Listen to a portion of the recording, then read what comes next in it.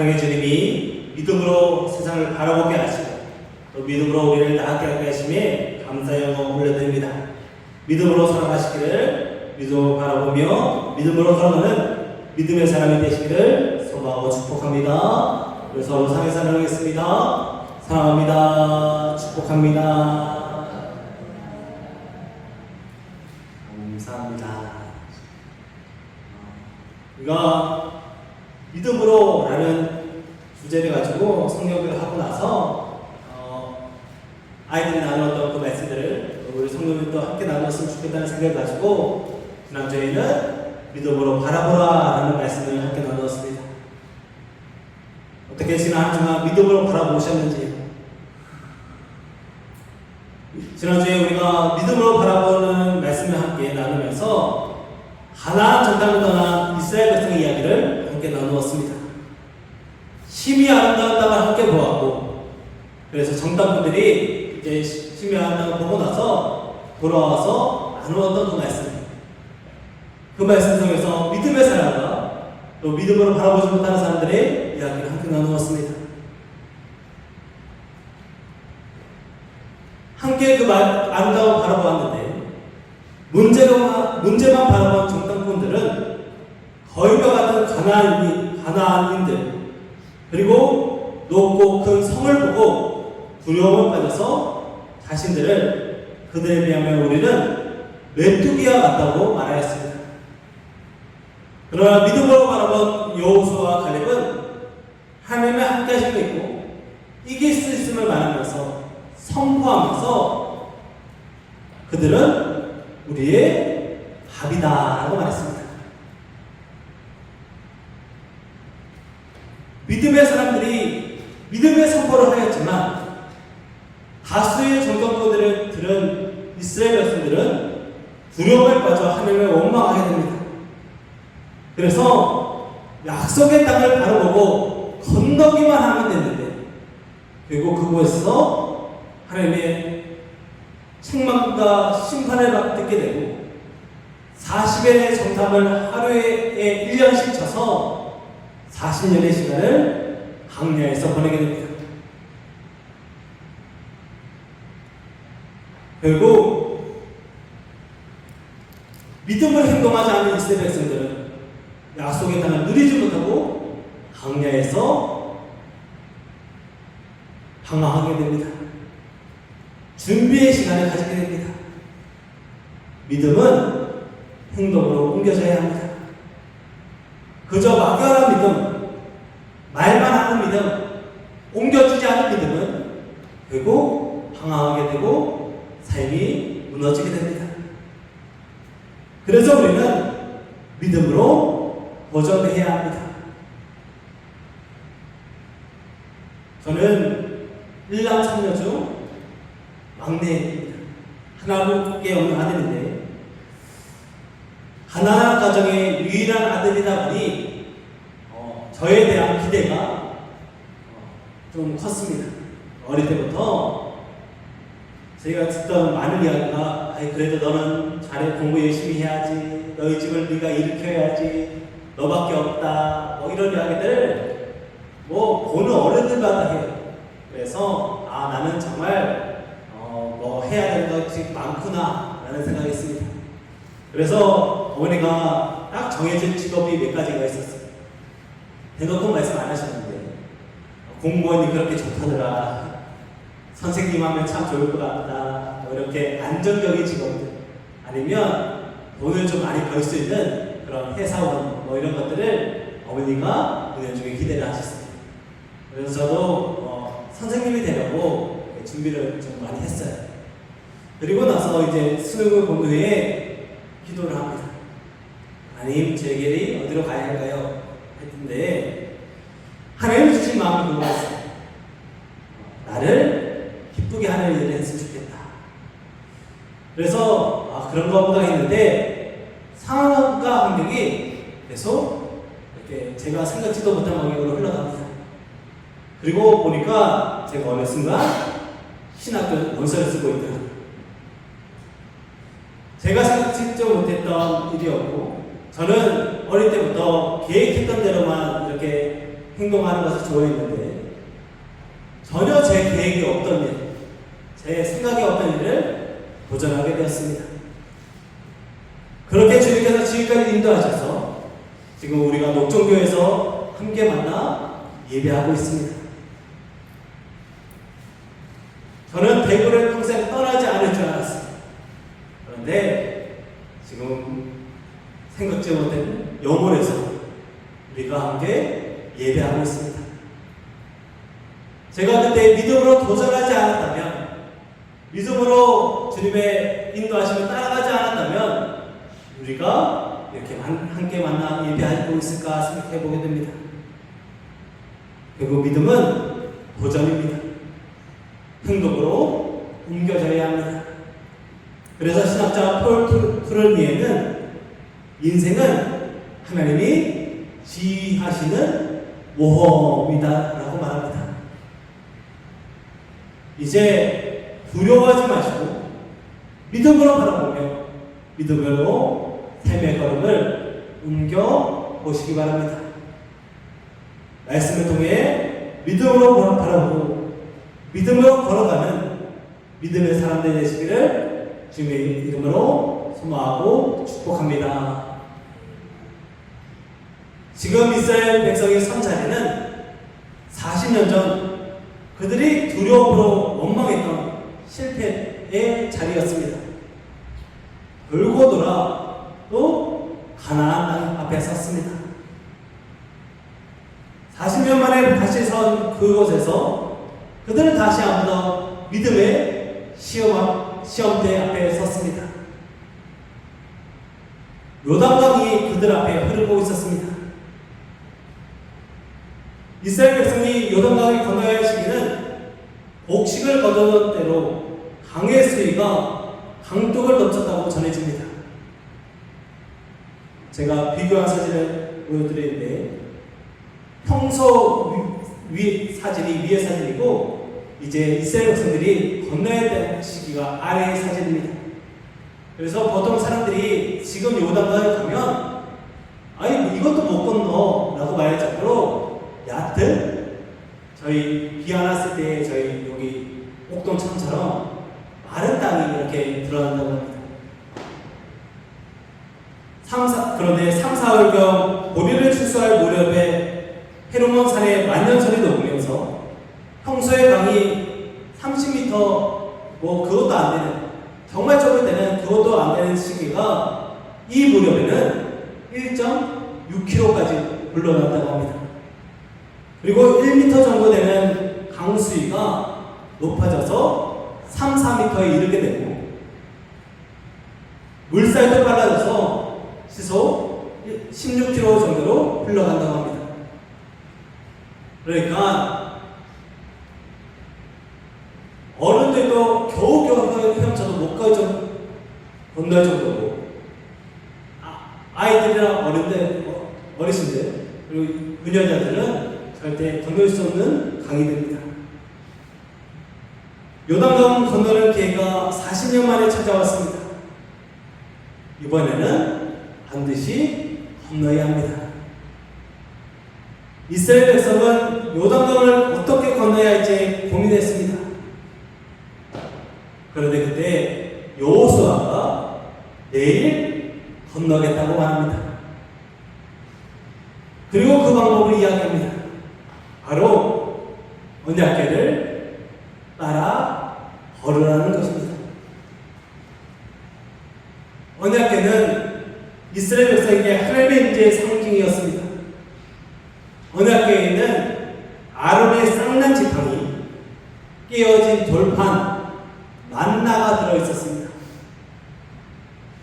아론의 쌍난 지팡이는 이스라엘 백성이 모세와 아론에게 반역했을 때 하나님의 반역을 꺾으시면서 보이신 징표입니다. 아론의 지팡이에 싹이 나게 하셨습니다. 깨어진 돌판은 모세가 시내산에서 십계명을 받고 내려와서 금 우상을 만들고 섬기는 이스라엘 백성을 보면서 거룩한 분노로 십계명을 받은 그 돌판을 던져서 깨뜨린 또 남은 돌판입니다.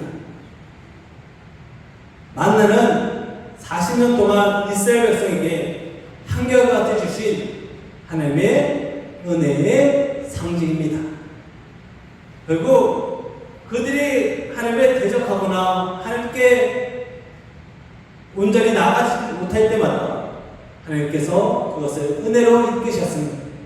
그리고 그렇게 40년을 이끄셨음을 나타내는 하나님의 임재의 상징이 바로 언약궤입니다. 하나님은 이 이스라엘 백성이 이 언약궤를 따를 때 2000규빗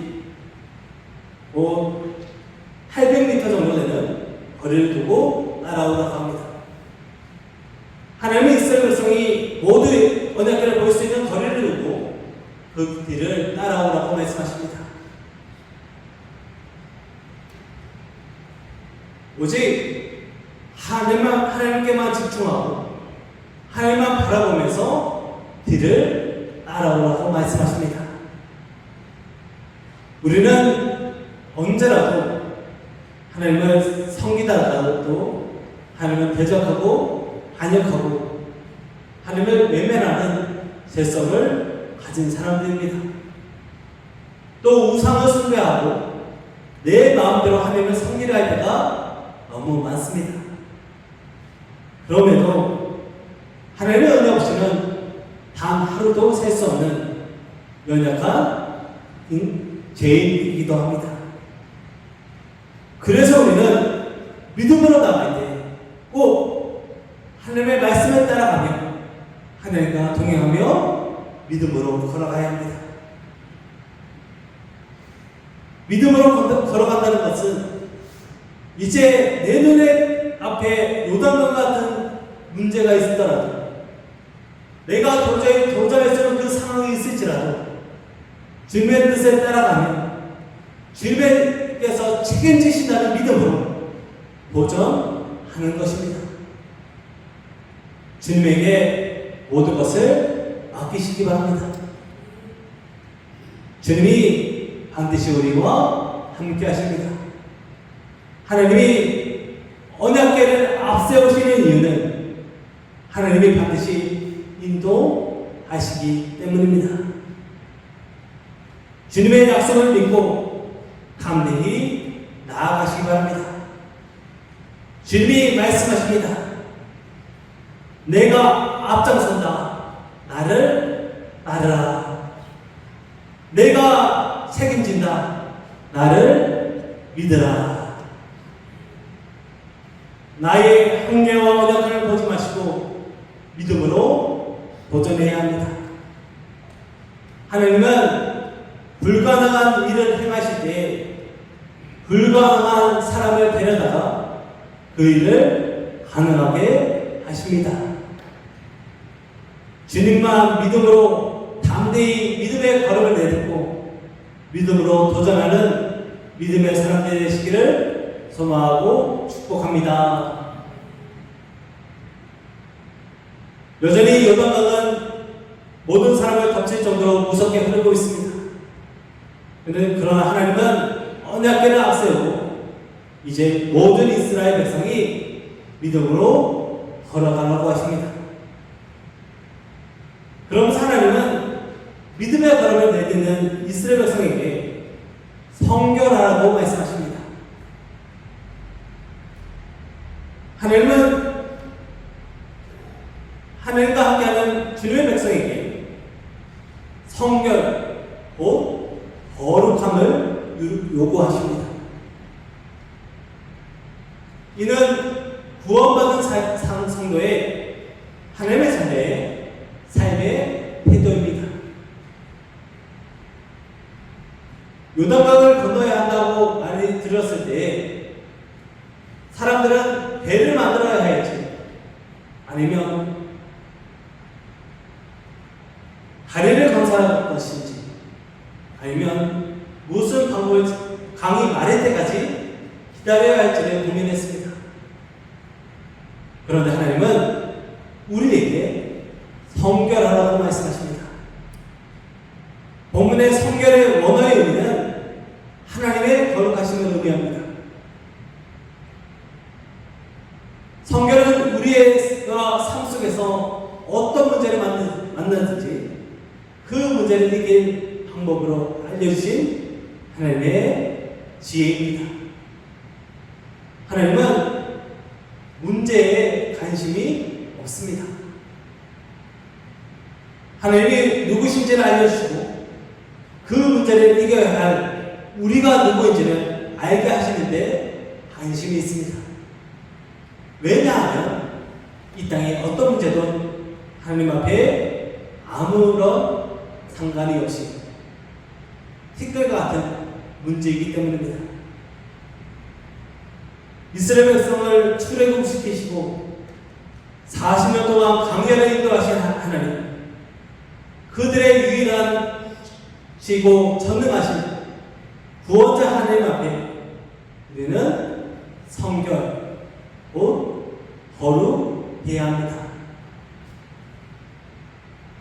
우리의 성결의 기준, 곧 거룩함의 기준은 바로 하나님이십니다. 나는 너희의 하나님이 되려고 너희를 애굽 땅에서 인도해낸 여호와라. 내가 거룩하니 너희도 거룩할지어다. 할렐루야.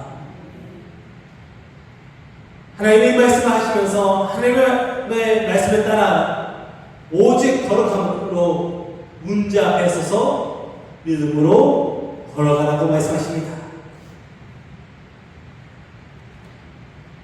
오직 거룩함으로 주님 편에 서시기 바랍니다. 우리의 믿음의 도전은 무모함이 아니라 담대함입니다.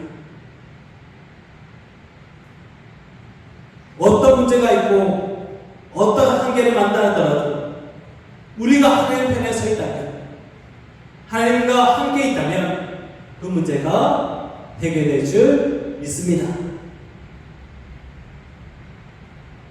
노예 문제로 미국 전쟁이 한창일 때 링컨 대통령의 참모 중 한 사람이 물어봅니다.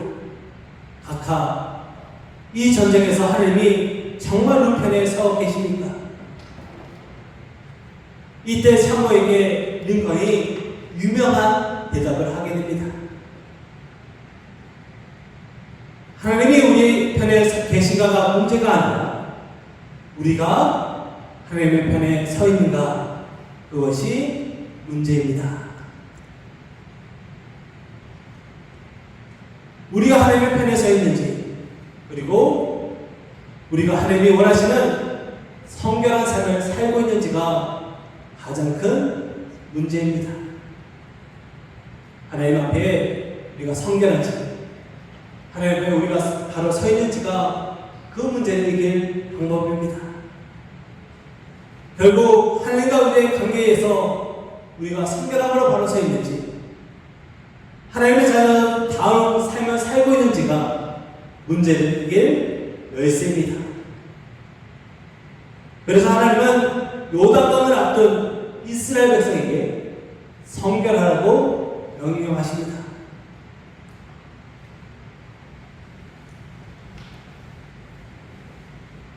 문제는 하나님이 해결하시지만 그 문제 가운데 하나님의 백성의 바른 태도와 자세가 필요하기 때문입니다. 하나님과 바른 관계를 맺으시기 바랍니다.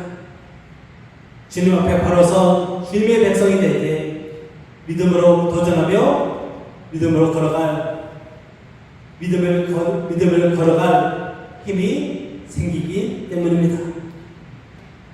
그래서 영국의 복음주의 지도자 제이스 라인 목사는 거룩함이란 하나님과 한 마음을 갖는 습관이라고 내 책에서 말합니다. 성결한 삶으로 하나님과 한 마음을 꾸미시기 바랍니다. 이제 하나님 앞에 하나님이 거룩하시니 우리도 그 거룩함을 따라가시면서 믿음의 걸음으로 나아가 보시기 바랍니다.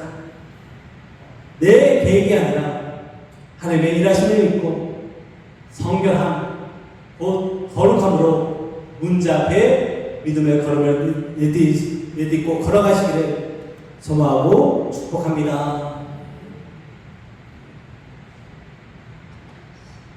우리가 걸어가야 할 인생, 우리 앞에 있는 문제는 요단강과 같이 우리에게 불가능을 이야기하고 현실적으로 판단하고 우리를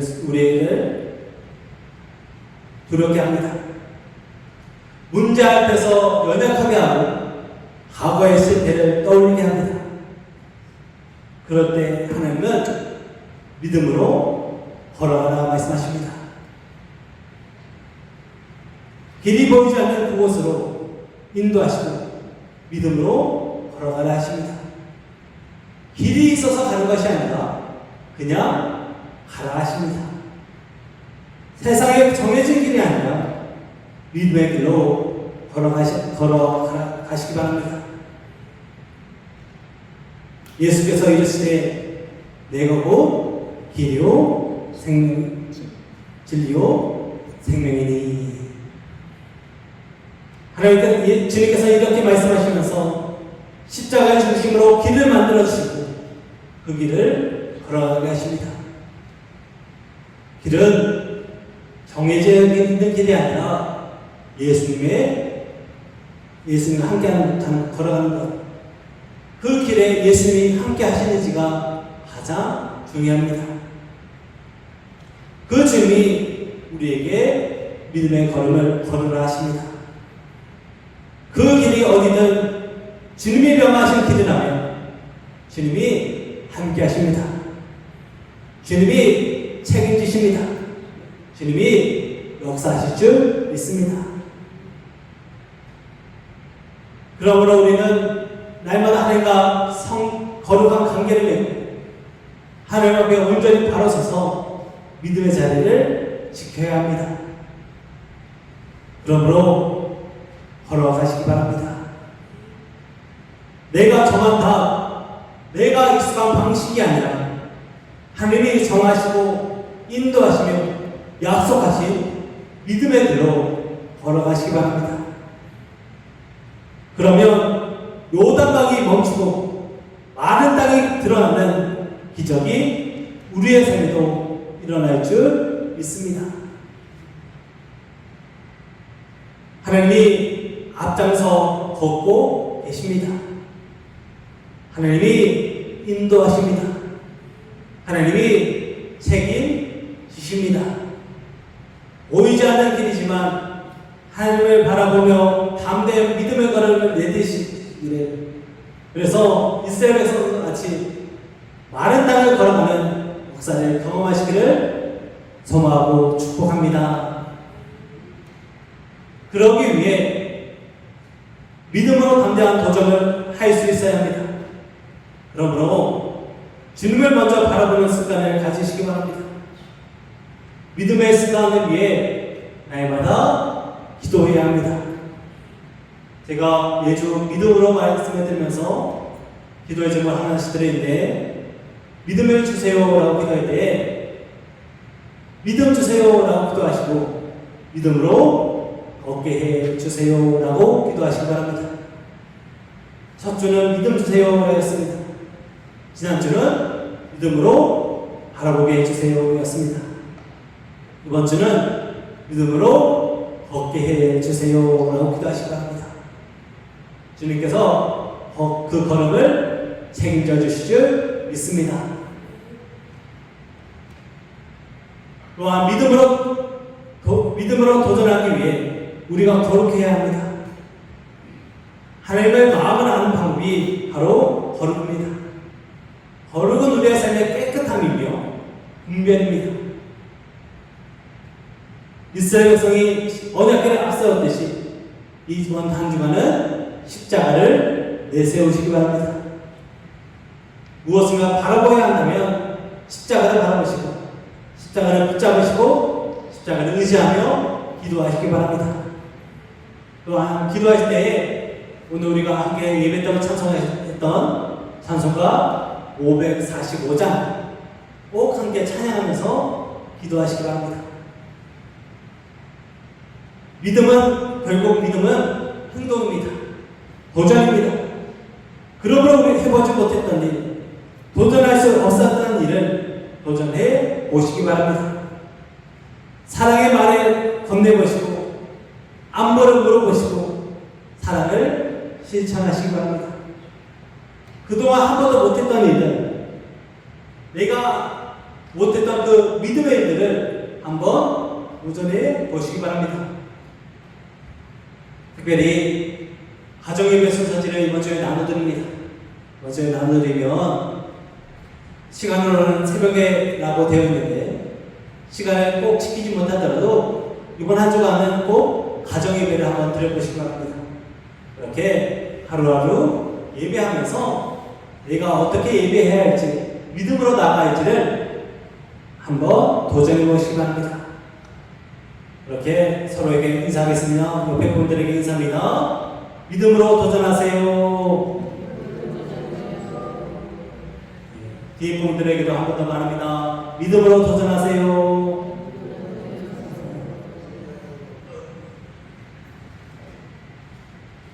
결국 예수 그리스도입니다. 믿음으로 우리를 구원하셔서 하나님의 자녀가 되게 하신 주님께 감사하며 이제 믿음으로 담대히 도전해 보시기 바랍니다. 길이 보이지 않아도 주님을 바라보며 걸어가 보시기 바랍니다. 주님이 이미 걸어가고 계십니다. 그리고 우리와 함께 가자 하십니다. 주님이 책임지십니다. 주님이 우리와 함께 하십니다. 그리고 우리에게 거룩하라 하십니다. 앞장서 가셔서 이기게 하시고 해결하시는 주님을 믿으며 담대히 믿음으로 걸어가시기 바랍니다. 믿음으로 바라보며 믿음으로 걸어가서 믿음의 삶을 살아가시기를, 그래서 끝까지 믿음으로 승리하는 우리 모두 되기를 주님의 이름으로 소망하고 축복합니다. 기도하겠습니다. 사랑하는 하나님 아버지님, 참 감사합니다. 오늘도 우리를 너무 사랑하셔서 은혜의 자리로 불러주시고 말씀 가운데 거하게 하시며 믿음으로 걸어가게 하시니 감사합니다. 믿음은 도전입니다. 믿음은 담대한 걸음입니다.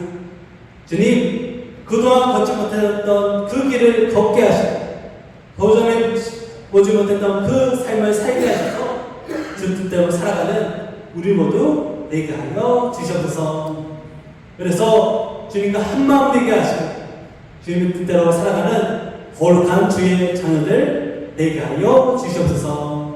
함께 하시고 걷게 하신, 그리고 함께 걸으신 주님을 믿으며 우리 주 예수 그리스도의 이름으로 믿음으로 기도하옵나이다.